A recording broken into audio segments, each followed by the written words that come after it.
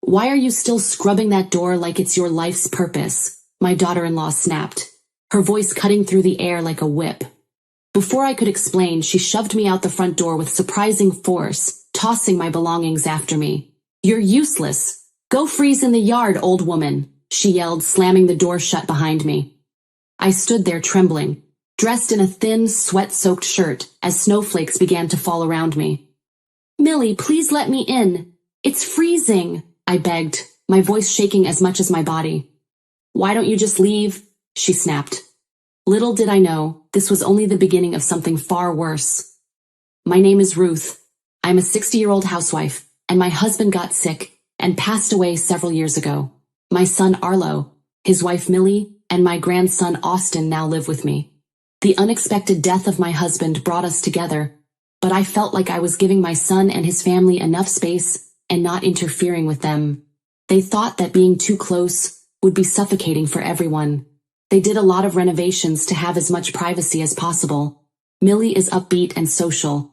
She often socializes with a large group of friends. Maybe it was for the best that we rarely saw each other. Austin, my grandson, is in 4th grade. I occasionally look after Austin when Millie goes out. He is absolutely adorable.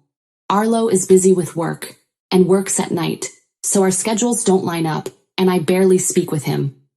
Arlo and Millie never fought and occasionally went out together, so to me it didn't seem like their marriage had any major problems. Millie had many friends and hosted parties at our home frequently. She has kept in touch with her mom friends from Austin's kindergarten class, and they are all good friends. They would come over to our house once a week on Fridays and have a party. These parties always bothered me. They started in the evening and didn't end until late at night, with people drinking and being loud. Her friends' husbands would occasionally come over and get drunk too. They didn't care if Austin got sleepy or hungry, so Austin would often come to my room when he was bored. One time, an ambulance was called, because a drunken friend of hers slipped and fell into glass, getting covered in blood. Another time, a fight between couples became so heated that they were on the verge of calling the cops. It was always me who calmed Austin down and apologized to the neighbors the next day for causing a scene. Millie didn't want the parties to stop and looked forward to them every week. I considered talking to Arlo about it, but since he worked the night shift on Fridays, he had never witnessed these parties. I didn't feel comfortable confronting him. I expressed my concerns about Austin to Millie once. Don't you think they're a bit much? I don't want the police or an ambulance called. It's bad for Austin, I said firmly. I'll look out for Austin on Fridays, so why don't you all go to a restaurant outside and drink responsibly? I'm not allowed to unwind, Millie snapped. Living together stresses me out more than you know. Wouldn't you feel the same if you were in my shoes? Plus, going out to drink costs more money than doing it at home. I can't tell them they can't come here. You don't know how I feel, she explained. She was furious and refused to speak to anyone. Then there was one Friday. Austin was drowsy when he got home from school. He said he felt tired. I took his temperature and he had a 100-degree fever. Of all days, it was Friday. Everyone will be here soon, so why don't you go to your room and rest so you don't bother us? Millie said dismissively. Why don't you just cancel for today? I asked, trying to keep my tone neutral. I'll stay with Austin today and make sure he's okay, I offered, though I knew she wouldn't agree. She refused, probably sensing my frustration. It's fine, she said sharply. I don't need you hovering. We're not that loud anyway. Why does it always feel like the mom gets blamed when a kid gets sick? I hadn't meant to imply it was her fault, but I couldn't just let it go. Turning to Austin, I said gently, if you start feeling worse, come find me in my room, okay? I have some TV shows we can watch tonight. I'm planning to stay up late, I added. Thanks, Grandma, he replied. I'll be all right. I felt a little better, but it was still a significant day. I could hear them being very loud from my room. I heard a faint knock on my door and rushed to open it. Austin was standing there. Can I spend the night with you? He cried. I can't sleep because my head hurts. Even when I cover my ears, it's so loud. I rushed him into the room and handed him a drink, which he drank in one gulp, most likely because he was thirsty. His hands felt hot, so I took his temperature, which had risen to 102. For the first time in a long time, I was fuming. But I resisted, because taking care of Austin was more important than telling Millie off. Austin still had a fever the next morning and still looked sick. Austin looks sick, so I think we should take him to the hospital this morning, I told Millie, because most hospitals only see patients in the morning on Saturdays. But Millie couldn't get out of bed, probably because she had been drinking late the night before. Oh, don't worry. It'll get better soon. You'll be fine, right, Austin? She said in a sleepy tone, not even looking up from her bed. Austin responded, but he was clearly not fine. Austin has had asthma since he was a child, so he is prone to asthma attacks when he is sick. As I stood there watching him, fearful that he would have another attack, he started to wheeze, just as I had predicted. Millie, I think Austin is having an asthma attack. Where is his medicine? I asked. But Millie was sleeping through it and wouldn't say anything. All right, I'm going to take him to the emergency room, okay? I told her this several times before finally taking Austin to the hospital, where he was able to get treatment. I was so relieved to see Austin feeling better. When Millie woke up that evening, she exploded. Don't be selfish. He didn't need to go to the hospital. How much did going to the emergency room cost you? I can't believe it, she yelled. I tried to talk to you many times, but you drank too much and couldn't wake up, I retorted. Can't you just stop drinking when Austin is sick? He was in a lot of pain. Fever is common in kids, and it's already gone away, so it wasn't a big deal, she retorted. Asthma flare-ups are also common. Don't be a jerk and spoil him just because he's your grandson. I decided to tell Arlo about it, thinking he should know, but his response caught me off guard. Austin is fine, right? It's just a kid's cold. Millie is already under a lot of stress with the living situation, so please try to be patient with her. You both share a home, so I need you to take a step back, he concluded. Message received. I couldn't argue when he brought up the difficulties of living together. Later that year, just before the holidays, Arlo was injured at work. He required surgery and ended up spending the entire week in the hospital, including Christmas and New Year's Eve. After a long time, I'm thinking of spending this New Year's holiday at my parents' house, Millie mentioned casually one day.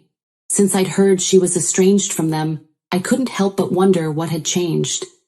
But if a visit to her parents could give her a break, I thought it was a great idea. Austin, surrounded by family who cared for him, would surely enjoy it too. That's wonderful. You'll take Austin with you, right? I'm sure your parents will be thrilled, I said.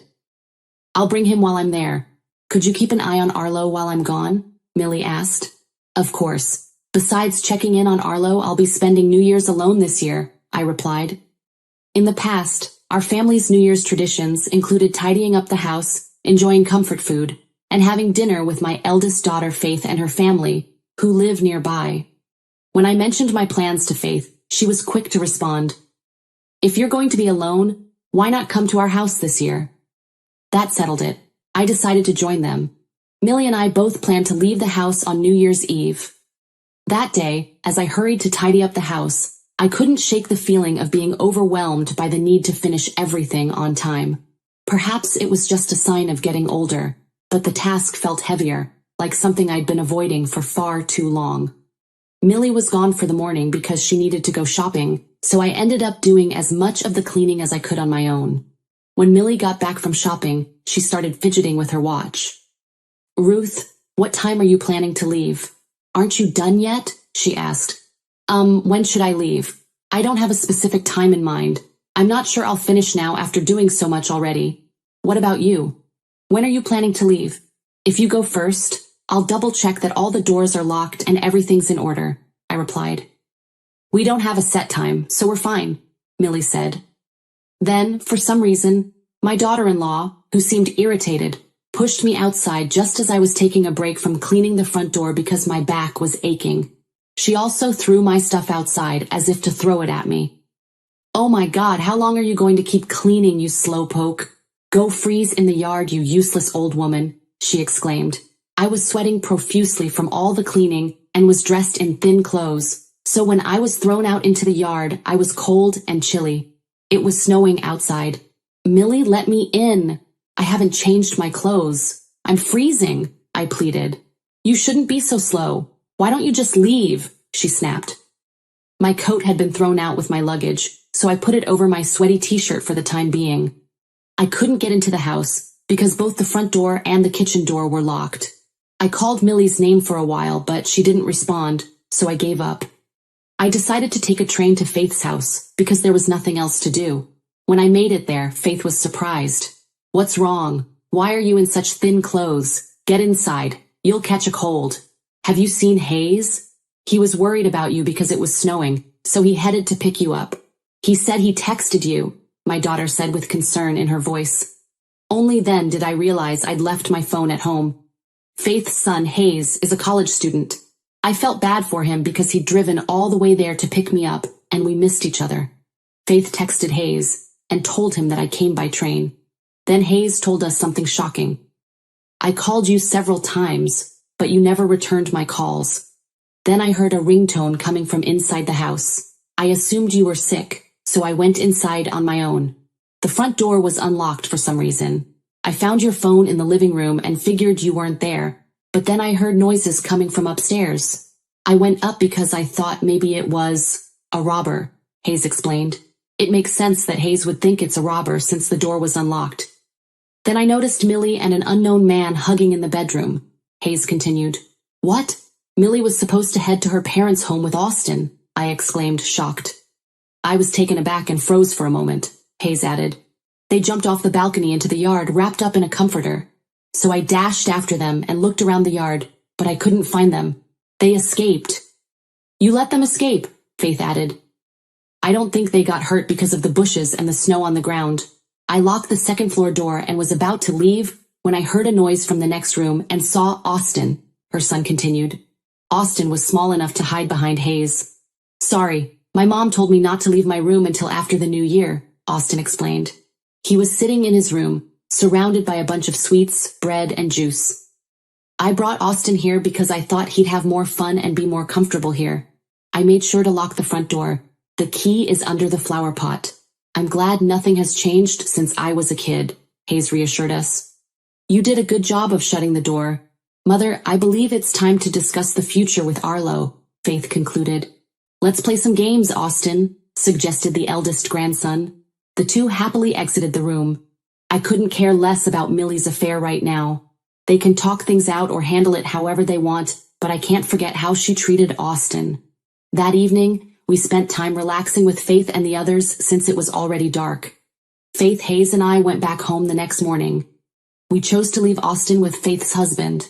When we got home, we noticed a figure at the front door. It was Millie. She was barefoot and trembling, wrapped in a comforter. "Ah, there she is," Hayes began. "You locked me out," Millie uttered, shivering in the cold as her teeth chattered.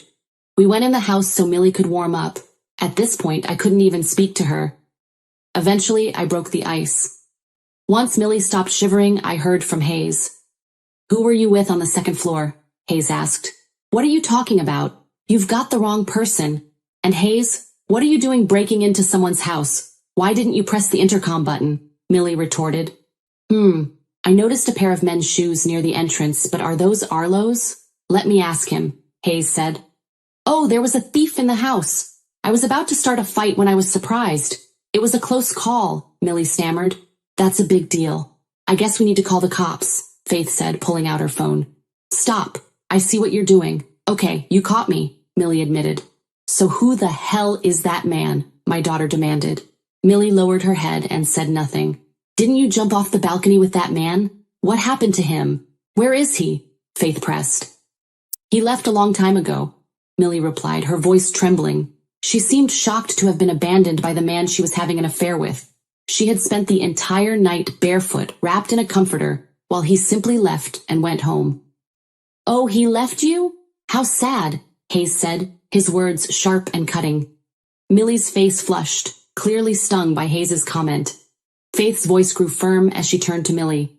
"How could you not take care of Austin? Did you plan to lock him in his room while you were off having fun?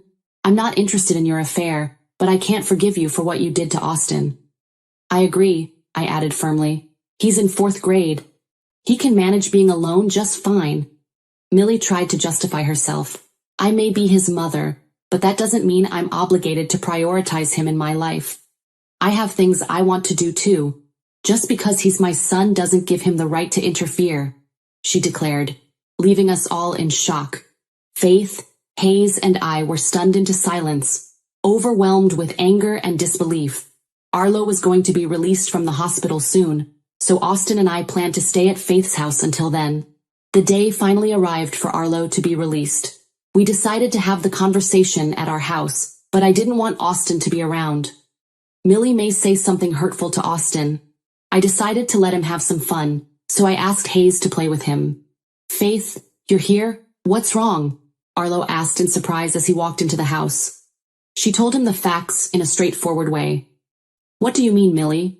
Is this true? Arlo asked her. Millie hesitated. Well, you were busy with work and I was lonely. Please accept my apology, she muttered. Arlo's face darkened. Millie, did you lock my mother out of the house in the snow? Millie quickly replied, No, that's not it.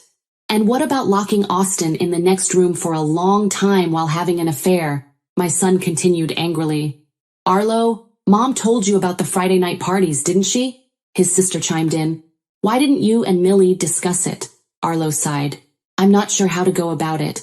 The most important thing to remember is to never be afraid to ask for help. I'm tired from work too, and it's been a pain. And I'm sure Millie has a lot to say about living with Mom, he added. Faith retorted bitterly. You two are a perfect match. You both run away from problems and take the easy way out. Do you ever think about others? You two should talk about it and decide what you're going to do together, I said firmly. You're both adults, but you have to think about Austin. I won't let you turn your back on him. They decided to divorce a few days later. Millie was ordered to pay child support and alimony to Arlo, who had custody. Millie admitted everything, and the divorce went smoothly. We never found out who she was cheating with. My daughter-in-law refused to say anything, and Arlo was too busy establishing a new life for himself and Austin to worry about it. But 3 months later, the other man's family found out about the affair, and we learned who he was. To my surprise, the other man was married to one of Millie's mom friends. It was one of the men who came to the Friday night parties sometimes. He and Millie continued their relationship after she and Arlo divorced. The reason she easily agreed to the divorce was because she didn't want anything about the parties to come out. I don't understand how she could keep dating a man who abandoned her in the snow while she was freezing. Millie stayed with him even though she had to pay child support and alimony. The other man's wife demanded alimony, and that she distance herself from him. Then I kept thinking about how the front door was unlocked that day. They were both too focused on the affair and had forgotten to lock the door. Hayes would have rung the intercom if it had been locked. I told Hayes, even if the door was unlocked and you suspected there was a burglar, you shouldn't have gone in because you could have been attacked. I was just worried about Grandma, he defended himself. Besides, those two would have been shocked if the cops had shown up and caught them in the act. He trailed off, looking unsure. Honestly, he can be a bit of a jerk sometimes, but he always tries to make people laugh and treats Austin like his own brother. Millie had a lot of friends, and word of the affair spread quickly to everyone. She left the area, most likely because it was hard for her to live in the same city. Apparently, the group of friends harassed them quite a bit until they moved. They are living a life they can't afford in a new place. They have to spend money on Austin, pay alimony to Arlo, and pay alimony to his ex-wife. Millie is at odds with her parents and is working tirelessly with no help. She called our house once. I'm so sorry, she said. I'm lonely and I'm suffering because I don't have anyone to turn to. Please forgive me. Please help me. It was one thing to want to see or talk to Austin, but it was another thing to want to avoid responsibility for what she had done. The kids of Millie's mom friends bullied Austin for a while because of Millie. Arlo was able to talk to their parents, and the kids fixed things amongst themselves. But I wonder how much it broke Austin's heart for his mother to disappear and then be bullied by his friends. I thought about telling my daughter-in-law how hard it is for Austin, but I doubted she would care. Is that all you want to say? I asked. Don't contact me, I added before hanging up the phone. I moved in with Arlo and Austin. There have been ups and downs, and there will be more downs, but we will work together to overcome them. Arlo also cut back on his work hours and began spending more time with Austin. I'd also like to thank Faith and her family for their help during all this. Faith said many things I should have said. Hayes loves Austin, and the two became like real brothers. I hope he will be raised right in a warm family. I'm glad I get to watch him grow up.